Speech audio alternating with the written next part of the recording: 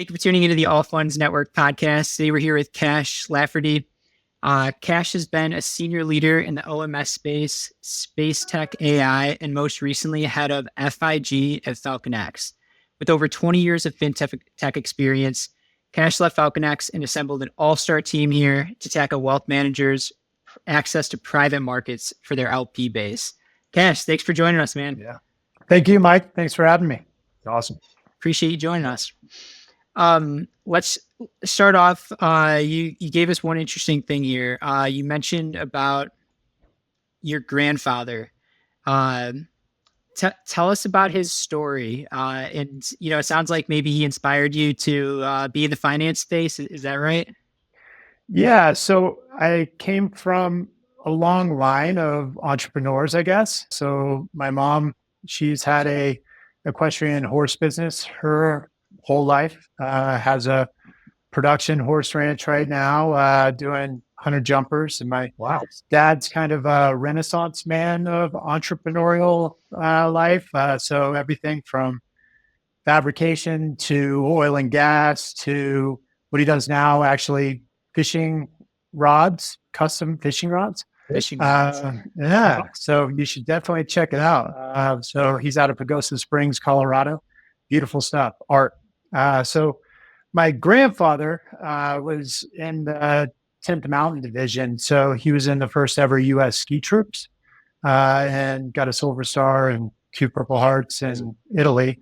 But he started his career on Wall Street, but he was an outdoorsman. So he started a fishing company called Zebco, moved out of Wall Street, and went on to become part of the Sportsman's Hall of Fame, architected the merger between Abu and Garcia. So if you guys are fishermen, maybe that'll resonate with you. Yes. But I guess my closest analog would be my great-grandfather, who was one of the founding members of the American Stock Exchange. And prior to that, the New York Curb Exchange. And so back in those days, there was the big board, and the big board became the New York Stock Exchange.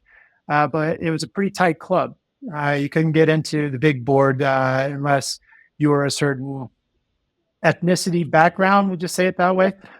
So, the Irish like me and the Jewish guys all got together and started, a different exchange for the underdogs, I guess. But that went on to become, the American Stock Exchange, and a lot of volume when the Spiders and Qs came on board there. And now it's part of the NYSE family. So that's amazing. That's a really cool story, Cash. I was curious, how did that impact your career trajectory, your journey? And maybe you can kind of level set and give us your background and how you got into finance and kind of where you are today, maybe. Sure. Well, so as a kid growing up with a fishing company in Oklahoma, they weren't recruiting me to Wall Street very quickly. So it got me my first job, which was in electronic trading. So we were the guys trying to pick off the specialists and the market makers when they were at lunch. And we ended up winning. But unfortunately, the algos replaced my job too. So my 8 screens in a Bloomberg, were quickly replaced by the black box.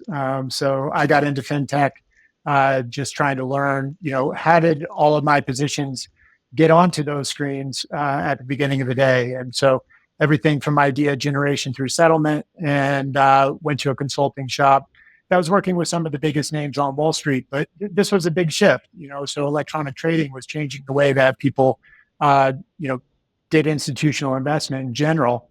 And then the algos were a new change. And so my first kind of growth company was a company called Castle Software back in kind of the mid 2000s. And they were building kind of the next generation of middle office layer between the existing portfolio management system, so the back office, investment book of records, and the front office, the electronic trading counterparties that they would be interacting with on a daily basis.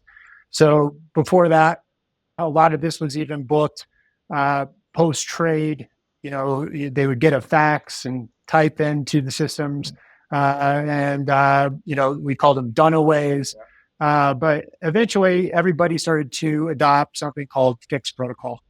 So financial information exchange. So what that did to the space was it gave you the ability to go search for best execution, to have straight through processing of the transaction details into your book of records. And it created a landscape where you could go and have multiple custody and execution relationships without having to swivel chair from website to website to website, or pick up the phone, get that fax into the backend system. So as OMS eventually sold to TPG, and then 5 years later to SS&C. So a typical PE acquisition flip to a public company kind of trade. But what I think is important about that is that there's some catalysts to the adoption of that technology. Prior to Lehman, Bear Stearns, Bernie Madoff, it was okay to have a single counterparty relationship and use the technology that they provided you. Post those events, you had to have multiple custody and execution relationships. You didn't have that luxury if you want to take in institutional capital. So we were a beneficiary to a very difficult time in the marketplace. Very cool. Very interesting. So that led you to kind of where you're at today, obviously at Pando, but obviously getting from your family's roots and entrepreneurship, which is pretty amazing. And it's a big lift to start your own company. So talk about Pando, kind of what you guys do, and obviously what you guys are solving for in the marketplace. Yeah, Skylar. So in between as and now, I did a couple other stops. I got into a company doing artificial intelligence in 2016 using a form of AI called computer vision, doing object detection and on kind of space technology assets. So I also went into crypto. So what you're going to find thematically is that I'm a libertarian. I believe in freedom. And so I thought that digital assets could maybe solve a lot of the problems that I was seeing in the private market space. And I became the head of financial institutions group at FalconX. So prime broker in the space that is still, plugging away now and doing great things in crypto. So we were a swap dealer that was very early on in that world, and maybe one of the only ones, and maybe still.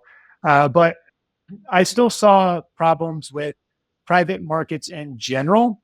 And as head of institutions group, that meant that I was dealing with some pretty large institutional players in the space. And there's still a lot of problems with crypto in general. So what a lot of people don't understand is that if I'm a registered investment advisor, obviously trading unregistered securities could be problematic from a regulatory standpoint. I think everybody gets that problem. But there's another problem, which is I've got a book of records. That's my investor reporting tool. And if I can't book this thing in there, then I can't report on it, which means that it's a non-starter for me. And there's a lot of decimals in crypto. And the back-end institutional platforms were really not built to handle 100 decimals. I mean, really 8 was the limit. So you've got some real technical issues with truncation, et cetera. And so a group that did a really good job of that is Talos. In the crypto space, they created this neutral order management solution to help facilitate back-end data processing for the institutional community. And when I looked at the private market space, I just kept racking my brain, like, where is that institutional tech? That means that I don't have to swivel chair to a bunch of different websites. I don't have to try to figure out, how to do procurement of a particular type of transaction that would benefit my LP base, and then ultimately book it. And then post-transaction, getting my updates, this is all currently manual. Right. And the ones that have done a good job of delivering technology to that space are all broker dealers. And God bless them. I want more and more of them. I think they're doing a great job. You can get a curated list of investments that have been pre-vetted and ultimately promoted through a distributor like a broker dealer. But just like back in my days with Ed's Castle, you need to be able to have choice. You should be able to have multiple different locations. Some are niche players. Some do XYZ very well, and some do, a flavor of each that's on this menu. But if you start to add those and then direct investments, you're back into how it was when we were getting fax confirms. It's still the same problem. So what we've created is a broker neutral order management system for the wealth sector, for the capital side, for the allocator community to be able to access all of the supply on the other side without promotion or curation. And what that means is that we're not a broker dealer. We don't take deal flow carry. We are not doing transaction fees, and we don't charge on assets or on number of line items in the portfolio. Instead, we do it in a really simple terminal model, and we benefit all parties. So not only the operational side for the capital base, but also for the actual product owner that wants distribution, they can use the Pando Alts network to facilitate that on behalf of their LPs that they currently have, and potentially make themselves discoverable to new LPs that could fit and use our large language model AI tools to be found. If there's an asset that they've created that could fit the investment criteria of the capital base that we service. Cool. So to kind of summarize this in a nutshell, you guys are a distribution platform for alternative managers. And then you guys also work with the, kind of on the back end, handling the trade processing and the investor relations. Is that correct? Yeah, I'll say it a different way, just because, again, I'm not a broker dealer and I'm not curating or promoting or distributing. What we are is essentially the equivalent of a order management solution for the capital base. So they make the requests. We don't have any hand in that. Other than that, we act as an agent of theirs to go establish connectivity to the counterparty that they want to transact with. And that could be prior to ever even doing a transaction. So they could have met, you guys and said, "Hey, I'd like to take a look at investing in this great podcast. Why don't you send me some information about it?" They can give you free access into the network. You can drop in different information around what you're doing, and they can interact with you through that system. So we're benefiting all sides in that. Yes, that ends up, if somebody wanted to invest in multiple different podcasts and they wanted to see all the ones that were available without a lens of promotion and curation, they could go through us as if they were going through MLS to buy a house and looking for everything available that's listed into that database. So as a service to that asset owner, the group that's starting that, the great entrepreneur building that product, they can build up their own page on network. Essentially all the things that you would find in a Preqin or a PitchBook or a Crunchbase. But the difference is that they're actually populating it. So they have an incentive to make their data really up to date, and it makes it easier to be found on the network, which ultimately can help facilitate placement of capital. But again, we don't do capital formation. We're not doing due diligence. We're not check marking any of these guys, which I think, to be a Reaganomics kind of guy, is the rising tide that lifts all boats in this space.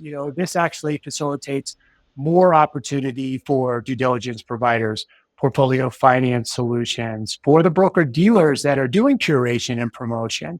So prior to electronic trading and broker neutral order management systems, there was wider spreads, obviously, but the transaction frequency was lower because there was a barrier to, the operational technology. So once broker neutral and fixed came out, it didn't slow down volumes by any stretch of the imagination. It actually lifted it for everybody.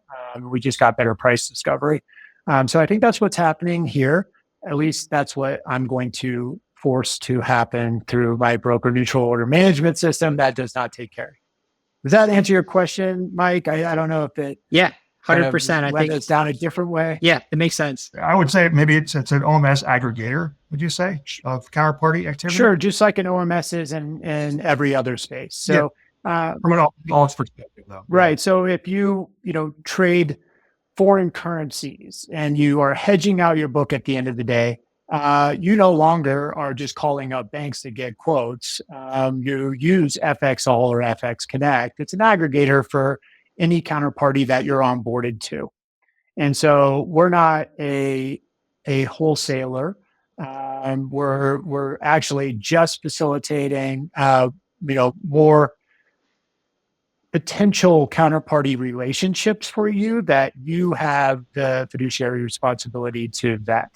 If you did this in fixed income, you would be saying, I'm looking for this duration and this yield profile and show me all the options. Well, you're going to go through TradeWeb or Market Access or use Bloomberg's Beacon for post-trade processing. So these are tools that are available for you to get better execution on behalf of your constituency or LP base that don't exist in the private markets yet.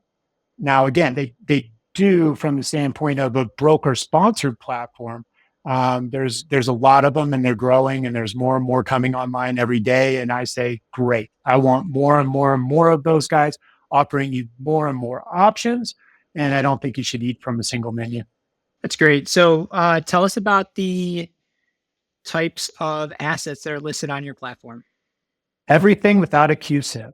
So it's private equity, venture capital, real estate, private credit, collectibles, sports teams, sports infrastructure. There's some really cool stuff. I'll give you some examples that I think are fun to talk about. So I was speaking at a pension and endowment conference, and the people on my panel were, fiduciaries for, the firefighters of Florida, let's say. These guys have a constituency that they want to benefit. So some of the things that I talked about that resonate well that you can find on platform are things like my friend PK at Disabled Life Alliance. So PK is an old industry guy. He's a Jeffries guy, but he ended up having a rare blood disorder that forced him to amputate both of his legs. So he's a double amputee. He founded Disabled Life to find things that could, benefit his kind of thing that he thinks important, which is helping the disabled community. And he gave me a pretty interesting anecdote. Did you know that the electronic toothbrush was developed by a disabled person? Makes perfect sense, but I use one, right? So there's a lot of things that are in here that you may not find on a traditional menu, but at the same time, really kind of resonates well for the endowment that has a constituency that would say, hey, look, we want safety in our dollars. We want returns on our dollars. But if it could also benefit the constituency that we have, then that could be really important to us too. So when I go to these things, I love to talk to the room and say, is there a number of you that are asset managers and looking for capital allocation? If so, raise your hand. Invariably a few hands at least pop up there. And then I ask them the next question, which is, of you, how many of you have heard from the capital, the allocator side, that they love what you're doing, but they're just not adding new counterparties today? Now, the reason for that is not because they're just trying to give you a soft no. It's actually because it's an operational burden for them to add new counterparties. They may say, hey, have you onboarded to a broker that we work with, right? So maybe there's some ways that they can help facilitate that, but that sometimes can be very expensive, and it involves carry and a piece of the overall deal. So again, I think that those types of things are really kind of fun. We've seen everything from renewable energy companies, companies that are doing things in digital assets. Obviously, from my days at FalconX, I've got a handful of those guys that can do some really interesting things for you. But we're not, trying to book the individual Pepe coin. We're just giving you access to a managed account through onboarding to a partner. We can straight through process all of the marks on the overall holdings in the portfolio into your backend system and give you that straight through investor reporting. That's really cool. Yeah, obviously that's maybe getting to the crux of the matter, as we call it, of operation challenges with the ongoing and reporting and how it's been, shall we say, an issue for a long time. You can get into more of the specifics, but love to hear what you guys are solving and how you're going about that on the platform. Yeah, so I can give you some more examples. So now we think about it as a family office, multi-family office. Uber started with black cars. We're starting with the people that are allocating to alternatives today. Their problem is that, hey, I have 50 different counterparty relationships, and today that means 50 different websites. But let's compound that, and let's say that I'm a private wealth group at a bank. I could have 1,000 counterparties. I can have 2,000 holdings and 1,500 counterparties. Now, as an institution, today this happens. They will have like a Google sheet with all their login IDs and passwords. Their operational people are downloading the statements to their local machines, and then they're hand typing the data from these into the back office system. Now, that's just not tenable. And we know that there's a wave of assets coming into this space, and it's just going to continue to compound. Every new counterparty is a new problem for operations. When I was at the Pension Endowment Conference, I spoke to a group that will not be named. They have a lot of assets, but their budget for personnel, that only gave them enough to hire 4 people. And so, you know what they do? They index. They don't have another option. There's no, maybe we could do something that could benefit our constituency here. If the cure for cancer is in the room, that doesn't matter. They're not getting an allocation from that group. This is just going to be indexed because that's all they can operationally handle. And I think we've got to change that. I think we've got to get this into, call it the 90s and early 2000s in technology, where we have, true technology that can facilitate this. And so when I launched this business, I brought in, OMS veterans. Like, who better to do this? I brought in some guys from 20 years ago at Escastle I worked with that have gone on to do additional things in the middle office OMS technology. And I said, by the way, guys, we get to wipe the slate clean. Pretend we don't have any tech debt because we don't. Yeah. Let's go in and take all the best tools that are out there, build this AI first, and build a true data highway that we can put on any tooling we need to on super clean data that's populated by the community. And they're incentivized to populate their data well because there's a potential for allocation on the other side. We'll do it without a broker dealer, without any carry. If there's a race to zero in this space, we're zero. Yeah. That's really cool. So like the problem you just described there is like, let's say there's I guess to make it simple, like a private equity fund where they have 50 investments.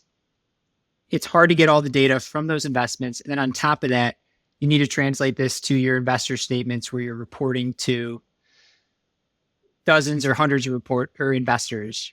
And your system helps make that a little bit easier. Yeah. So in that lens, Mike, there's it's a good kind of point in that I would typically say that there's the allocator and the PE group is on the other side of this fence.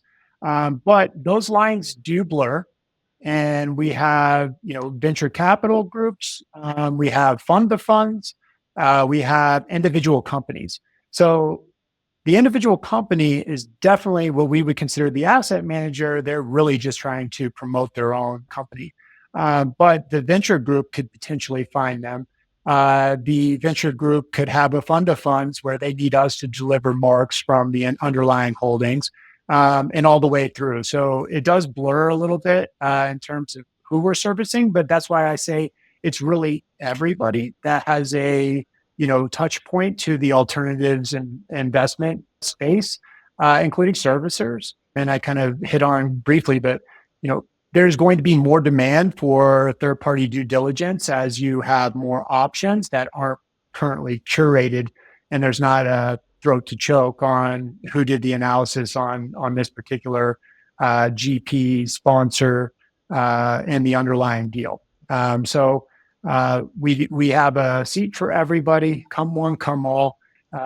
When we start charging for our seat license fees, it's really only when we're facilitating straight through processing and integration to third-party systems.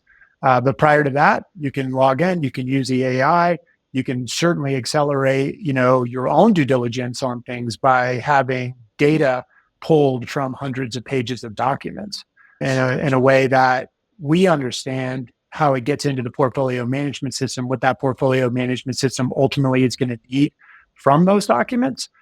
So we've crafted and prompt engineered a way for all that to get pre-populated and automated in a super fast and efficient way. Okay, so that's how you're using AI to consolidate. Maybe explain a little more on that, because obviously that's some of the LLM processes that people use. You're using in your operational platform, which is really cool. You came into AI early on in your career, but how you're using it today, I think it's very interesting. And I think maybe you can explain a little more how you guys go about that. Would be very cool. Yeah. So today the large language models are trained to extract exactly the data from these documents that's needed to book it into your existing investor reporting platform. So that's, we think table stakes. What we're doing a little bit different though, too, is that if I am a product originator and, an asset manager, I can use the LLM to extract all the data from my docs, and I can double check it all before I publish it. So we're even taking more of the lift off of the capital side, the allocator side, because the actual product originator has done some of that work for them. And that's part of the strength of the network approach, right? And I can make it very self-service as long as I prompt engineered really well to get that data out and accelerate things for them. If it comes back and it's just garbage, or if it takes 20 minutes, I've gone and got a cup of coffee and I come back, we're going to lose eyeballs and it's not going to work very well. So we find that we've continuously gotten it better and better and better. The next version of that, though, is essentially we're going to build call it a AI analyst that sits side by side to that you can start to interact with and ask questions of the data. So explain to me some of the risk profiles here that wouldn't necessarily be necessary to book into the portfolio management system, but can help facilitate, my analysis of the actual deal and its fit for the end LP that I service. Once we have pulled this, show me some of the implications to short, medium, and long-term cash needs in this underlying portfolio if I allocate at this level. So these are things that we can start to bring in that are kind of step 2, step 3, step 4, that will, I think, really accelerate the adoption of AI tools, but hopefully not replace your entire investment process. Again, we're not a broker dealer. We do not curate. We do not promote. We do not say we do due diligence. That's all. These are tools, and that's what it should be considered as. But I'll go back to my pension endowment conference. The one question posed by a panel was, how many people in this room that are representing 17 trillion in assets, by the way, how many people in this room are using AI as part of their process? And that $17 trillion room, only 2 hands tentatively went up. So it's very early. And, I think the data is the most important part. AI is going to be commoditized. We are here to help facilitate, just better tools that you can just unpack out of the box and use for this purpose, as opposed to trying to build some enterprise technology solution that's going to be a barrier based on price. We're saying, hey, let's just take today, maybe it's GPT, tomorrow it's Anthropic. We're just using the best of breed and then starting to program it to make it really a utility for the end customer to accelerate their process, and hopefully reduce the friction on a pre-trade, during trade, post-trade basis, and then ongoing supporting that asset in their portfolio management system and reporting tools.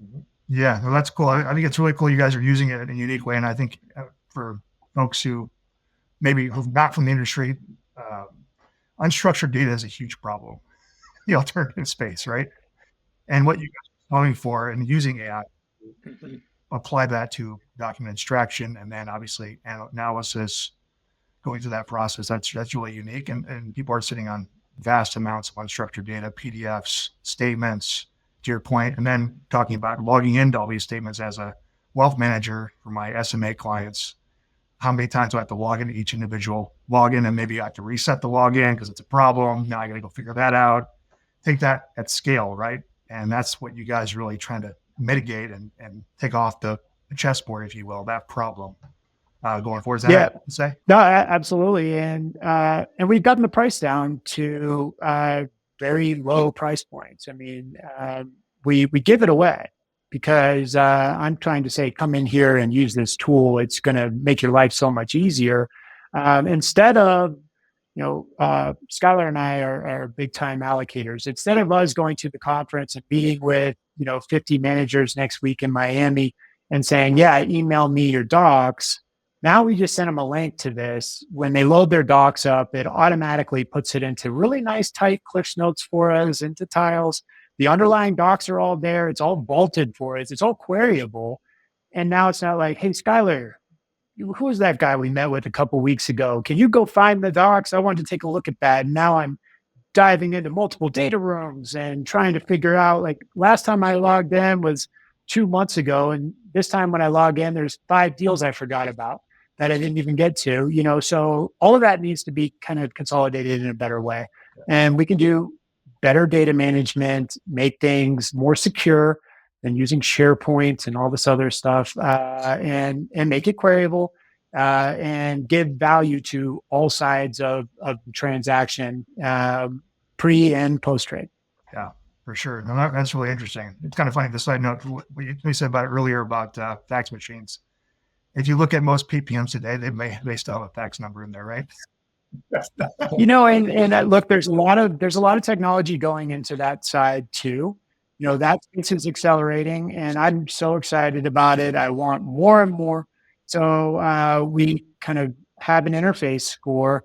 If we're dealing with a GP that has an API, it's like, hallelujah. Like, we'll go to the backend system. We'll just use our LP's keys and say, great, let us get the data and make that straight through process. I would certainly rather take data and put it into data than go from a doc, that's been generated from data back down to data. So that's an inefficient process that is better with AI for sure. But we prefer to go data to data.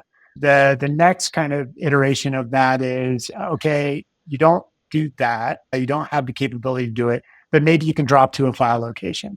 Okay, so we can scrape from file location that's secure. That is a better way than the end alternative. But the next is a secure email. We can scrape it out of the email, but then ultimately it's like, no, we only have a website. You have to log in. So those are kind of the ones that I think are in that tail end of fix adoption back in the early days that said, hey, I'm just not going to play ball. And so if it's apples to apples, my capital side is going to go to the path of least resistance. They don't want to go through additional steps if they don't have to. So I don't see that as being a long-term strategy for these GPs, and neither do they.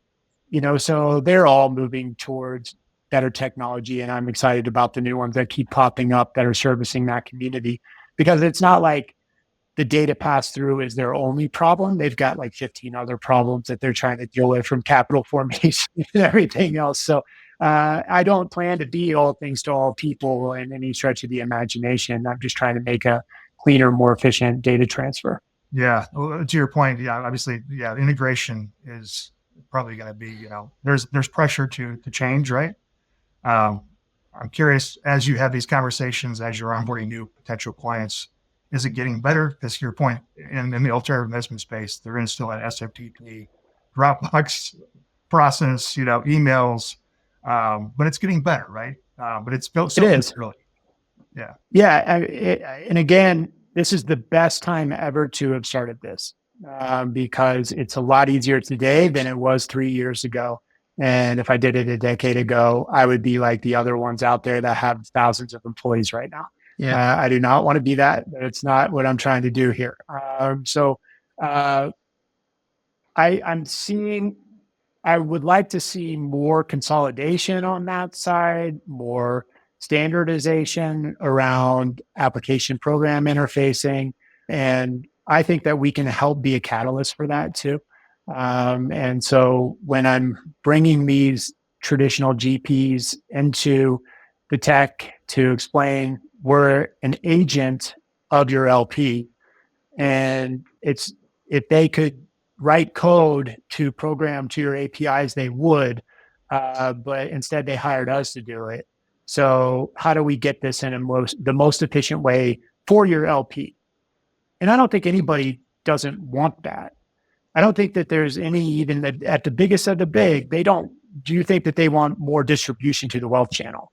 I mean, the answer is yes. I mean, they're investing in ways to find better distribution channels. I think that, there's a space for all participants that are providing better distribution. And we just want to be the broker neutral network that connects them all and helps them all succeed.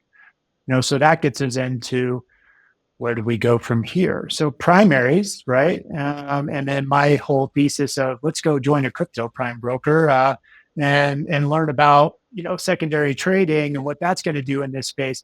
And that's going to come too. So that's going to be the slowest one. So in between that, there's this. Are you guys? So crypto's down the road. It sounds like. So the problem with crypto, again, there's two major problems. One is the unregistered securities thing. Now Trump just did his meme coin, and Melania did hers. So maybe we're getting executive. Maybe we're getting executive orders that'll change that, and we don't have to worry about it anymore. But still, there's still problems with decimals. There's still problems with multiple different execution venues and truncation of those decimals just to get things in a consistent way. And really, I think that Reg C, B, D, they're not going away. CF, these are still going to be around even for a long time before everything's tokenized. I mean, it's a beautiful idea, but I don't think it's happening overnight. And it certainly doesn't change the existing problems that these guys have today and the paper-heavy private market space as it stands right now. So I think you got to build in advance of that. And a lot of these secondary guys are, they're all broker dealers, right? If you have an ATS, you're a broker dealer, an alternative trading system. That's where the secondaries take place. And again, there's niche players. Some of them are doing late stage public companies. Some of them are doing real world assets. Like there's a lot of different types of flavors of this. And so I believe, and maybe I'm giving too much here. How big's your audience? Boy, I think we need a broker neutral technology that just ties into the APIs for every one of these. And what will that ultimately do? It'll facilitate more onboarding to these ATSs because I don't compete. I'm not taking carry. I'm not part of the transaction flow, other than the fact that I'm just displaying their quotes, through my tech on top of my LP's keys, because ultimately they are able to program their own APIs if these are API enabled. And fortunately, a lot of these, digital asset blockchain bad guys are more tech forward. We'll be able to do that relatively easily. And what does that mean from a trading perspective? The ATS doesn't want to just, I know that they want all the volume in their ATS. Like there's never going to be an ATS of ATSs because nobody believes that theirs is any less, good than the other. So how did that work in traditional markets back in the day? What it meant was when a large institution came in and it was going to buy a large position, it would put in a block that scrapes everything on the ask. And so everybody got hit up to a certain level, and that facilitated execution in every BD they were onboarded to. And if I have a big position, I've got to move and I need to get out quickly, I'm going to slam the bid And everybody that's sitting in the bid at different levels is going to get executed. Yeah. And that means that now I'm incentivized to get more quotes. I want more counterparties to be onboarded to. I think that's where we need to go with it. Yeah, very interesting. And I think, yeah, to your point, I think from a digital asset perspective, and me being a recovering accountant many moons ago, the challenge with the decimal points, and people just would true it up or down based on the NAV in a fund, right? Consolidate the activity in a fund, but it's not the best practice. And there's obviously challenges with that and technology integration and all that. So I think to your point, making that much easier near the connection layer, the connectivity layer to bring everything together, the rails in the alt space, I think is pretty cool. Yeah, Skylar, I mean, again, I don't think that you're going to go to anybody that's a true fiduciary and hear from them that they don't want to find the best options for their customers, their LPs. I think that they do. I think that the impediment is operational. And we can eliminate that and benefit everybody in the community, including the servicers. They're going to definitely get lift from this. It doesn't replace the consultants at these pensions. The consultants just get more opportunity to evaluate more that could benefit the constituency that they have. And these pensions and endowments are a part of the topic of this conference, was that they want more agency in their discovery process. They want more agency to try to find things that they think can be beneficial to the people they're responsible for. And what they're getting today is a round robin of the same funds. It's just the same stuff over and over and over again. And it's incentives.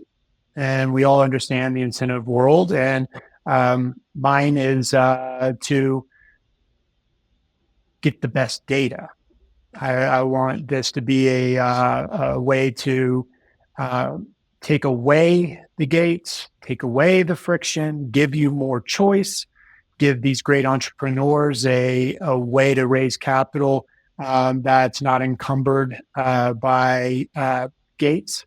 And they'll still use those, and that's great too. But if they can get direct placement from an allocator that finds them, then I think that that's even better. And we want to help everybody in that. Truly democratizing the process of choice, right? When you kind of take away the friction in the ecosystem, to your point, operationally. Yeah, absolutely. And that doesn't mean that everybody's going to be good and everything you find is going to be great actors. Probably not, right? So again, that's why I go back to, there's going to be a place for these consultants to go do their deep dive due diligence. And there's going to be a place for the due diligence providers that are third parties to come in and say, hey, I've got a rack rate for GPs and I've got a rack rate for offerings, and, happy to go, through that analysis with you. And so, but I do think it provides more opportunity and more visibility. Yeah, and to your point, the consultants that are doing the due diligence may have taken them a month or two. Now may take them a week or less, or depending on the situation, right? Based on how they could get it faster. Absolutely. And, the part of the stickiness of it too is, to my earlier point of, if we go out on the road and we meet 50 managers that we're pulling into, Skylar, Mike, and Cash LLC, we can actually pull not only their docs, but we get the Cliffs Notes of the data. And so all the data elements that we would need to look at them apples to apples are right there instantaneously. And then if I want to do the next level of diligence, the docs are there and tied to the data that we extracted. And so we can see where we pulled it. We can read that line. Let's dig a little deeper. But if I'm constrained from a capacity perspective because I only have a certain amount of head count and I can only evaluate 100 real estate deals a year, now maybe I can look at 300, 400. And doing so, maybe I find some that I would have missed before, and that gives better opportunity to the, asset manager, the originator of that deal.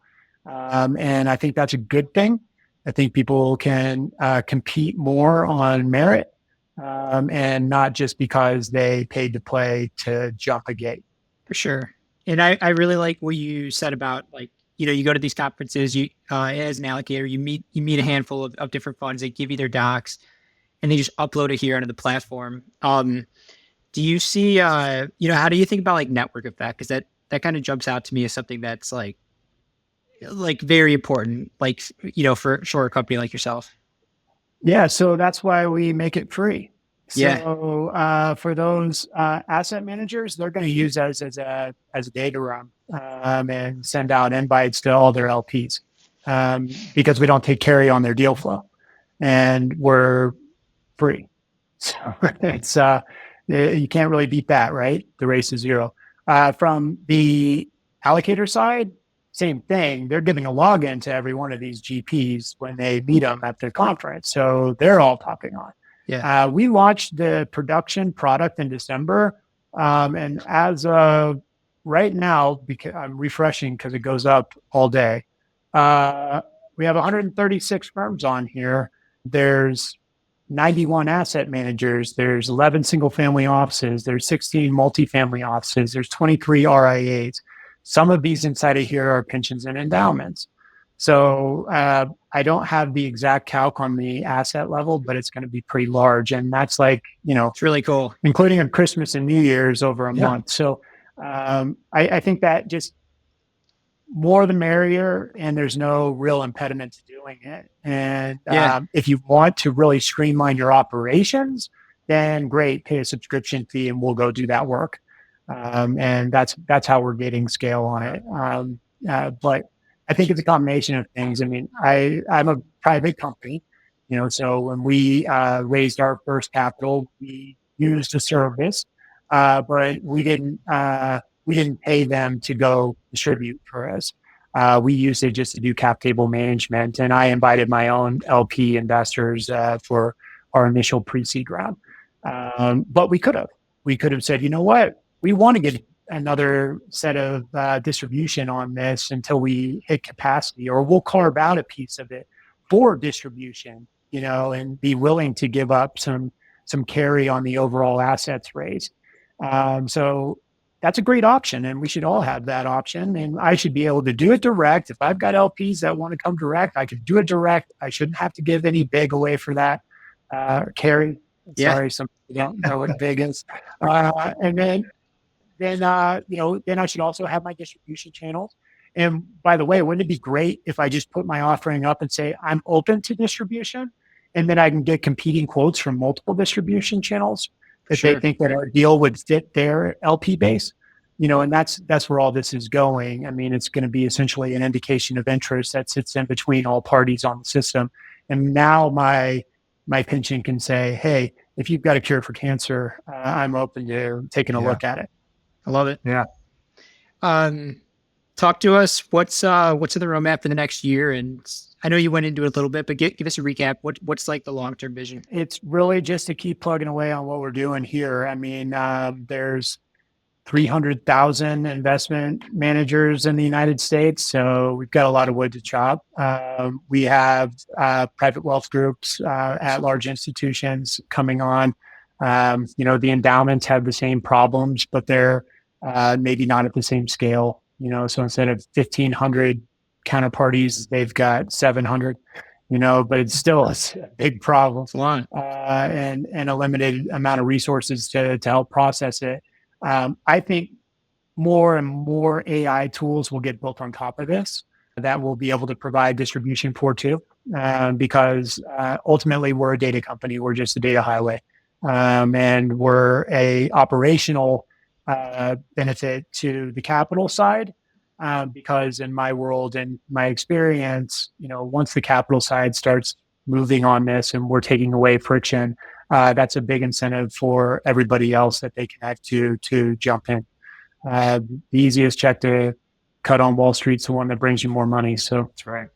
Absolutely. 100%. Any final thoughts, Cash? Anything we haven't talked about that is on your mind? How are you guys doing? I just saw some announcement. You're getting a TV show. Let's hear about that. Skylar, take it away.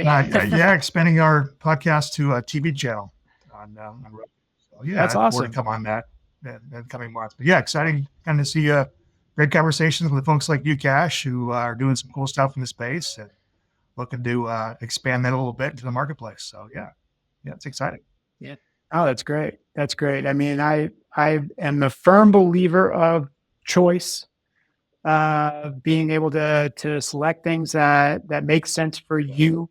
I think that, to maybe pull Tread Mike, ultimately, if I decide to move from the great state of Montana to Florida, I may want to reallocate my investments to things that benefit the state of Florida.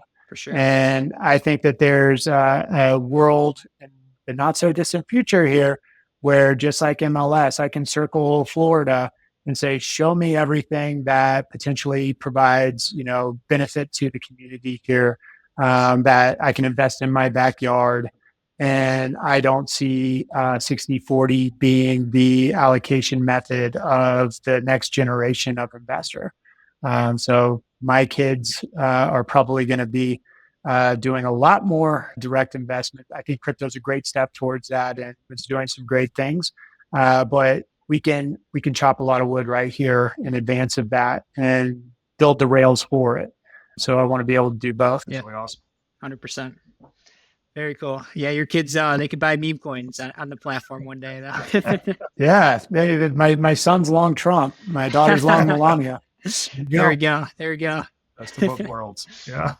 Awesome. Cash, this has been a lot of fun. Really appreciate you taking the time today. Where could people go to connect with you and learn more about Pando Alts? Sure. PandoAlts.com. I think my LinkedIn handle is just Cash Lafferty. Awesome. There'll be more to come from us too, as we continue to expand, more PR. You'll see us a little bit more in the news. Been a little stealthy till now, but it's all right. We just head to the ground building, right? That's what you guys got to do.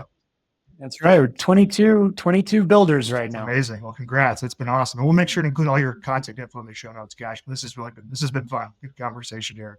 Hear what you guys are doing. I appreciate it, guys. Thanks for having me. Long time listener, and now I get to hear my own voice, which I'm sure I'll hate. Appreciate you, Cash.